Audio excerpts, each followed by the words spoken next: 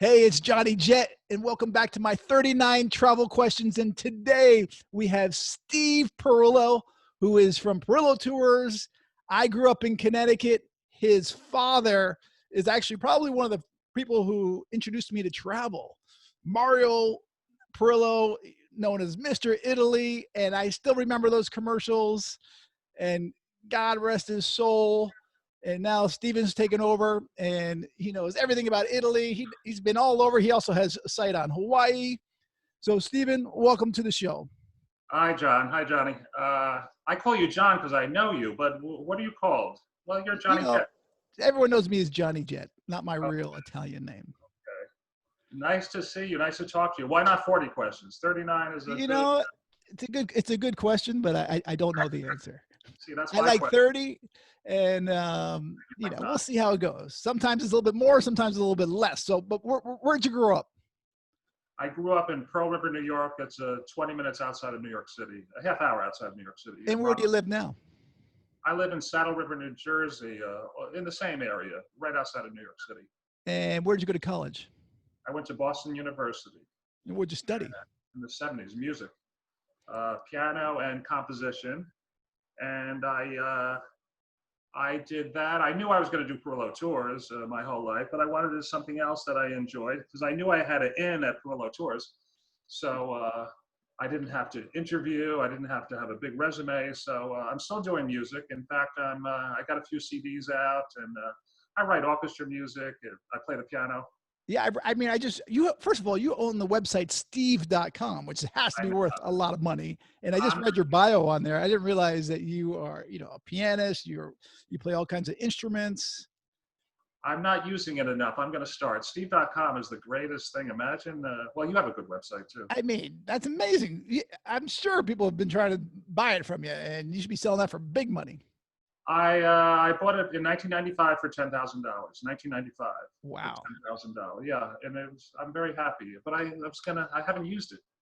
Yeah, well, good for you. So your father is Mario, and did he start Perillo Tours, or was it your grandfather? Yeah, my grandfather. He came from Naples in 25, and then he sent for my grandmother, who brought the kids over. And what was his name?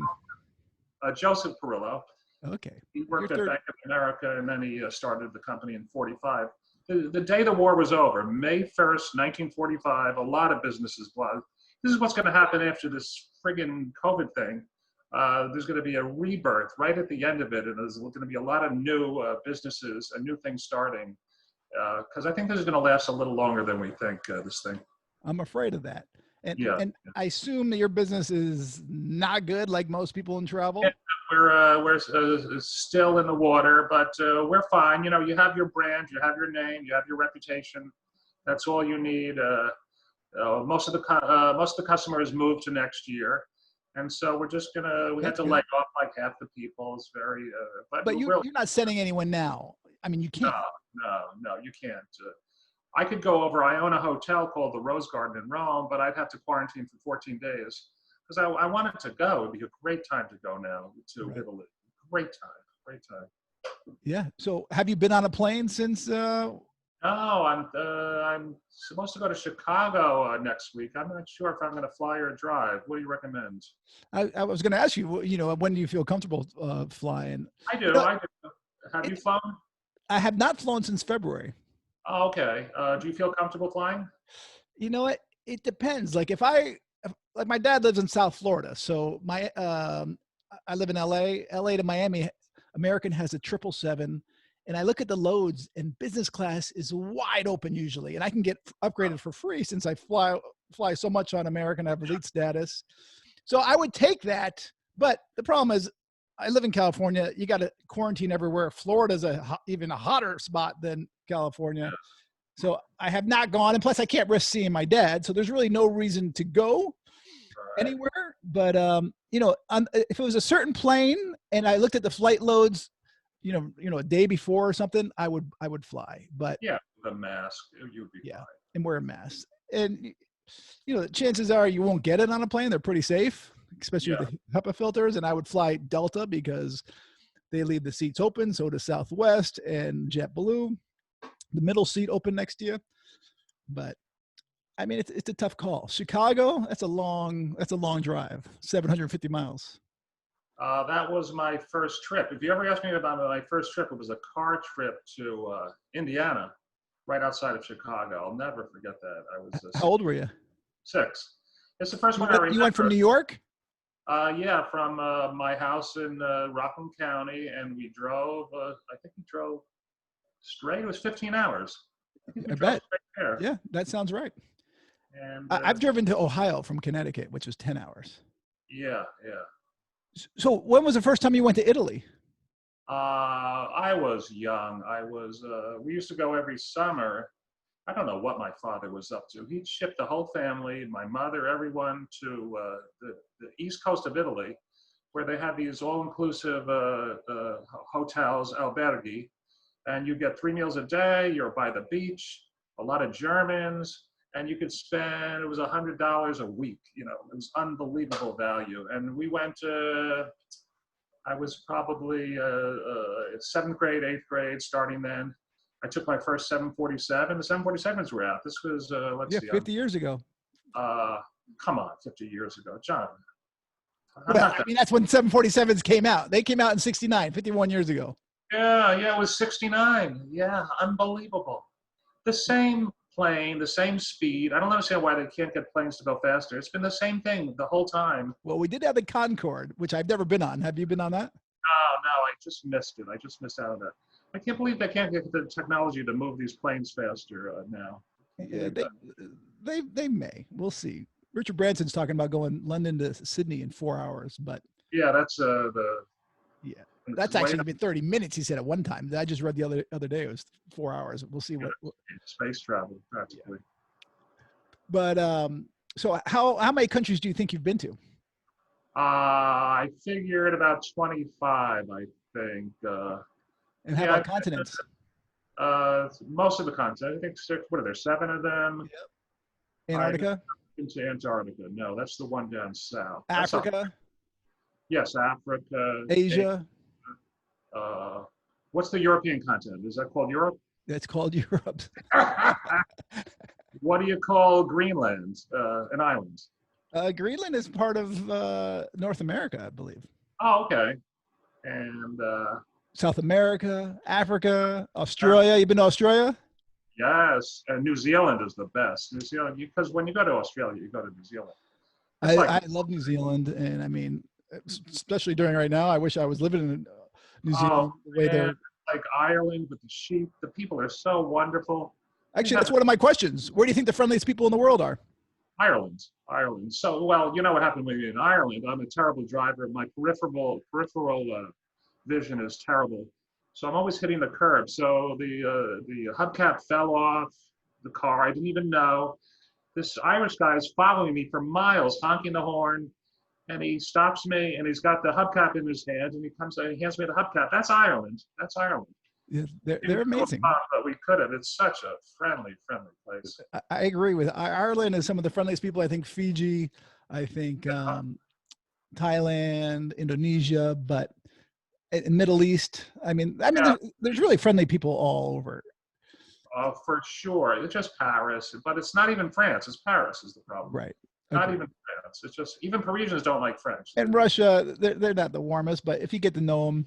Yeah, I like Russia. I like the vodka.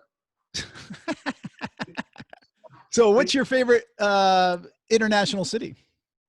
Probably Rome. I knew you were going to say Rome. I know it, but it's a lot to learn about Rome, and every street is historic. It's really an amazing city. How about in the U.S.? What's your favorite city besides New York? The U.S. probably I don't know, Boston. Well, I went to school in Boston. Okay. New York. I mean, you know what you know. I agree, but not too many New Yorkers will say Boston's their favorite city. Right. I'm a Yankee fan. I'm wearing my Yankees cap in case you listen to this on the podcast, by the way. So how about, is there any place you have no desire to go to? No, I can't think of any place. Space? Huh? Space? Space is number one. I want to go to the moon. I would be the first one there, yeah. All right, good. Yeah, space, By the way, there's a really cool YouTube channel. I don't know if you've ever seen it, where it's a live webcam from the Space Center, International Space Station. It's incredible. It's inside the space center. It's actually on the outside, so you can log on and you can just check out, the views from the Space Center right then and there. I'm like, unbelievable. The technology these days is amazing. Yeah. And actually, speaking of technology, I know you just created an app. So tell me about that. It's I got into virtual reality. Virtual reality is a way to see the world with lenses, and I'm trying to turn it into a business. And it's called Travel World VR, Travel World Virtual Reality. And I'm starting with my friend John Graham. So the app is called Travel World VR, and anyone can download it right now. We have 100 videos there. And if you go on the app, you can request these. These are simple cardboard headsets. You stick your phone in here, and you turn on your phone, and you look around, and you're there. You look up, you see the sky. You look down, you see the ground. Behind you are people. Everyone's all around you. I did a tour of the White House like this, and it was like, when I finished, my brain said I was at the White House that day. Your brain believes you were there because everything is there. So you're fooled into, it's like traveling. It really is a substitute for travel. So this is a great time for this business while we're waiting for real travel to start up again. Agreed. I mean, I can't wait to the real thing, but I've been looking for all kinds of alternatives in between. And actually, I featured in my newsletter. If you not subscribed, I hope you do. But different webcams where you can see it. Actually, today I just wrote about one that you can go on a safari and just watch. They're doing live safaris twice a day.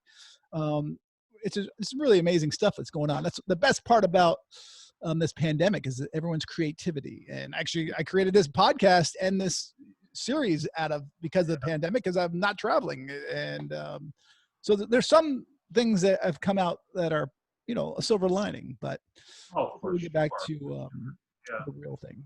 So, by the way, do you have a favorite airport, U.S. airport? U.S. airport? No, I don't know. There's a lounge I like. It's Virgin Atlantic Loft, especially in LAX. It's called Loft. Virgin Atlantic, they have beautiful.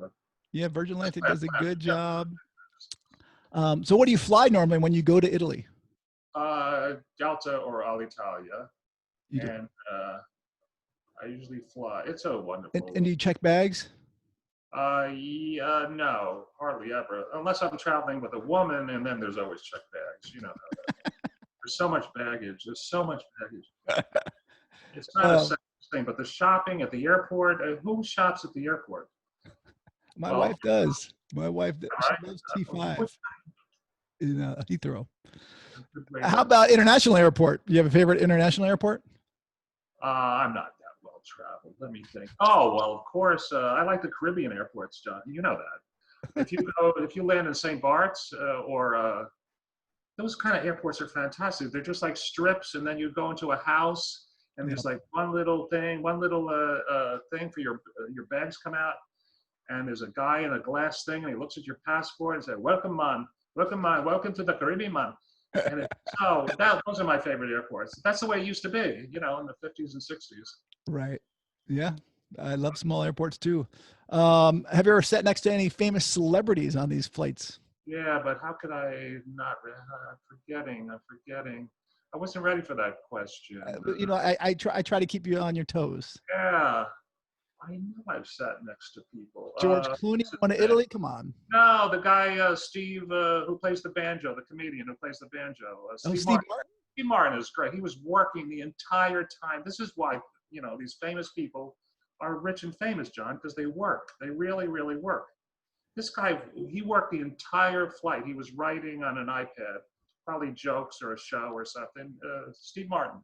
Well, you know what? I love Steve Martin, and I always wanted to meet him, and I hope to interview him someday, because I actually call into the Tech Guy every Saturday, which is Leo Laporte, the Tech Guy. And Steve Martin, I guess, listens to it, and Leo is friends with Steve, and Steve actually had dinner with Leo. Leo told me like a few months ago, he said, guess what? I was having dinner with Steve Martin, and a travel question came up, and Steve said, why don't you ask Johnny Jett? And I was like, are you kidding me? Steve Martin knows who I am? That is amazing. You're way more famous than you think. Way more famous. Yeah, in my mind. All right. How about what's your drink of choice when you're flying or on the ground? It's going to be lately. Well, I switched to bourbon. Maybe you don't know that in the last couple of years. So there's something ginger ale, no ginger beer, and bourbon, and a little bit of lemon. I don't know what it's called. It's an amazing drink. They're not going to make it for you on the Oh, well, plane. I don't drink alcohol. I've never been drunk in my life, but I love ginger beer. And are you talking about the drink that they drink down in, the Virgin Islands and stuff? I don't know. My accountant turned me on to ginger beer, and I bought it for the first time. It's a great drink. It's I a love real it. great Although it does make me sneeze at least drink. 3 times every time I take a sip. Three That's when times. I know it's good ginger. Yeah. How about favorite restaurant in the world? Uh, Probably again, it's in Rome, La Pergola. La Pergola, yeah, it's expensive. It's high end. It's really, really fantastic. And then, How about the best pizza in New York City? oh, I don't know that. I don't know You don't that. eat pizza? No, no, I don't have. I haven't been to New York in 4 months. Wow. All right. Well, how Really, about really. what's the craziest thing you've ever eaten? It had to be in Thailand, right? I didn't know what it was. It's someone, we do these.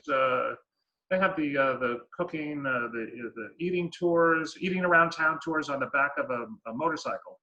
It's a great experience. It's a new thing, especially in Thailand, Cambodia, and Vietnam. Vietnam is the greatest. Ho Chi Minh City, it used to be called Yeah. Saigon. Yeah. Really, really beautiful town. Great food, and it was some kind of weird dead animal, but it was so good. It was so good. God. Hopefully, it was dead. I've only been to Siem Reap in Cambodia. Oh Um, yeah. and I've never been to Vietnam. I've always wanted to go. I've been to Thailand many times, and I've eaten some crazy stuff, but Yeah. I can't remember what the craziest thing is. But what credit card do you use when you travel? Well, we use a company card called the American Express Plum Card because you get cash back at the end of the year. Good. There's no credits. You don't get any. There's no credits or anything like that, but you get cash, and we get a lot of money back. Well, cash back these days is what everyone's looking for. So, Yeah. favorite island in the world? St. Bart's.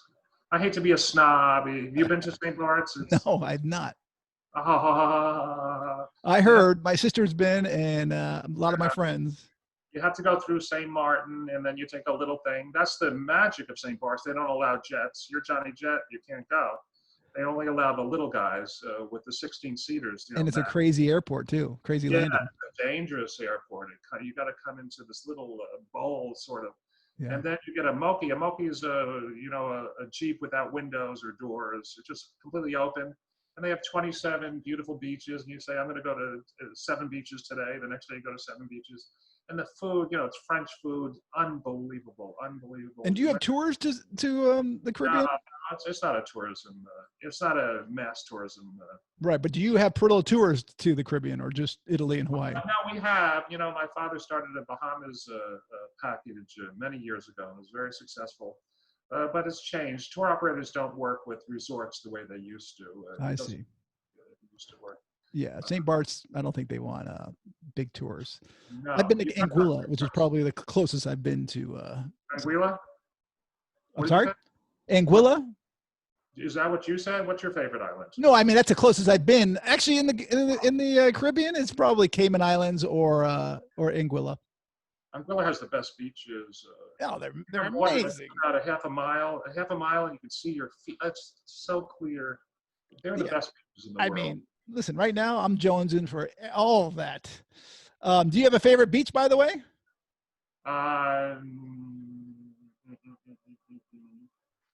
No, I don't know. I mean, Ipanema, just because that song. The what? Have you been to Brazil? And it is true. If the girls are beautiful in Ipanema. I mean, I've been to Ipanema Beach. I've actually played volleyball there. It's amazing. Oh, really? Yeah, it's probably not the most beautiful beach, but it's just got such a cachet. It's such a beautiful place. Yeah. Actually, speaking of songs and things like that, has any movie ever influenced you? Any travel movie or destination movie? Boy, I have to think about Indiana Jones. No, I don't. Crocodile Dundee was one of mine. What is that? Australia or is that Yeah, Africa? you never seen Crocodile Dundee with Paul Hogan? Be surprised the movies I have not seen. Well, I have a lot of catching up to do on that's a movies. famous '80s movie, and that's No, I've heard of it. I've heard of it. My favorite movie is Wayne's World 1, so that's where I'm at. It's a good All movie. right. How about favorite travel TV show? Do you have a show, John? No, you don't have a show. I used to, but no. You did, yeah. Travel TV show. You know, I go to the Travel Channel and it's all about ghosts. You know what the Travel Channel is now? Yeah, it's a ghost show, haunted. About haunted houses. Yeah, Nothing it's about travel ridiculous. anymore. It's Nothing. ridiculous. That's So, why everyone's moved over. That's why Anthony yeah. Bourdain moved to CNN, and then Josh Gates moved to Discovery. Samantha Brown moved to PBS. So I like Peter Greenberg. Peter Greenberg, it's always great when he puts on a show. Always. I don't know where He's a Royal Tour, and he does that on PBS now. he's not on CNBC or MSNBC. He's on CBS, and actually, I interviewed Peter, and I'm friends with him.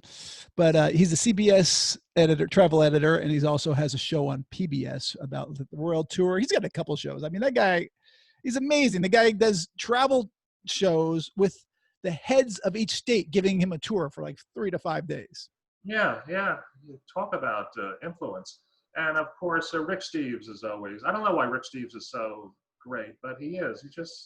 He's just fascinating. He is So enthusiastic about it, and he loves Europe. That's his thing, is Europe. He's totally really great. Totally. Although he's interviewed me before on his show, and I think I asked him what his favorite country was, either on air or off air, and his favorite place was Iran. Oh, really? Yeah. Which I was surprised. I've heard they love Americans, and talk about nice people. The Iranians are wonderful. Yeah, agreed. Any travel books that you've read that you love? No, travel books. Gulliver's Travels. What's your worst travel moment? It's so stupid. I was in Nassau. The flight was delayed. I went to the bar, had a hamburger, and the flight took off. It's just stuff like that. The only time I ever miss a flight. Did you ever miss a flight? It's very hard to miss a flight. Very rare. I think I've missed it once, maybe. To be late, you're always late for the airport, but you always make the flight. Always. I don't know why, even though you're late. But this time, you got to watch that. Your flight is delayed, so you go do something for an hour, and the flight takes off without you knowing about it. The worst time was when you're landing and you're like 50 feet above the ground and they abort the landing and they zoom up, they sham on the accelerator. Like, I don't know what was in the runway, something, right. And they changed their mind. That was the scariest moment of my life. I've had that happen a couple of times. And the worst part is that the pilots don't say anything for a few minutes. It seems like an eternity. But yeah, I've had it in Las Vegas. There was a military plane on the ground. Last minute, I had it happen in London. They said another plane was on the ground. I've had it happen in Fiji. They said there was a cow on the ground. In Africa, same thing. I've had it happen. There was some wild animal on a landing strip in Africa, like real small planes and stuff. Yeah. All right, only a few more questions, but what's the most embarrassing travel moment? Embarrassing travel moment. Well, do I have to say it when you pass gas in an airplane and coach? You're gonna make me say this? And the woman next to me, she didn't say anything. She just turned on the air jet right on top of right above me, and I didn't. It was forget that. Edit this out. No, that doesn't sound too good. All right, what's your dream destination? It's good. I want to see more of Africa, to tell you the truth. I want to get to know Africa, and I don't know where. Probably, I don't know. You've been to Africa, you said? Yeah, but Northern Africa and South Africa, not to, Kenya. East Africa. Middle, not the middle. Where the Central Africa. Gotcha. Well, yeah. You definitely got to check that out sometime. 2 more questions. What's the most important thing travel has taught you? Oh man, travel opens your mind. They talk about provincial people who never leave their town. And it's the greatest education because you learn the human condition is the same for everyone, and everyone's really nicer than you think. Uh, so it just, you don't know what you learn from travel. You just know more. You just like know. You just have a sense of the world and the people in it that non-travelers, they don't know. They just don't know. They just know they're so that overall education that travel brings. Right. And before I ask you the last question, which is what's your best travel tip? Where can people find you? And didn't you used to have a travel show too? Or are you going to do more commercials? I know I've seen some of your commercials. Yeah, well, we went off the air because of the virus, but we'll be back on the air with the. I've had a few TV shows, internet shows. You know, I tried it for a while. It's not very lucrative for me, and I should stick to what I do. So, what was your other? Where can people find you? You want my email address, Steve at No, not your email. Well, actually, steve.com is the best way, or should they tell them perillotours.com? I think perillotours.com, steve.com, steve at perillotours.com. All right, good. And what was that last question? It was interesting. What's your best travel tip? Oh, travel light. This is overpacking is ridiculous. And we never learn. We never learn. So when you come back and you empty your suitcase, note what you didn't use. And it's usually going to be half the things in the bag. So this idea of traveling with your whole wardrobe, it makes everything easier, especially if you can travel with carry-on. I would think. Agreed. That's it. And also expect discomfort and, just, my father used to say travel comes from the word travail. And it is easier to stay home and sit on the couch and watch TV. And travel is a hardship. You get jet lag. You can get, you're eating strange food. It's difficult travel. That's why it comes from the word travail. So you have to be ready for that and embrace it. It's not, it's part of the experience. I never knew it came from the word travail. So thank you for teaching me something today. And everyone, please check out Steve's website, steve.com. You cannot forget that. Also, please subscribe to this podcast, this YouTube channel, and subscribe to my free newsletter, johnnyjet.com. Steve, thank you so much for taking the time today. It's always great catching up, and I can't wait to see you again in person. In person, that's right. Thanks, Johnny. Thank you.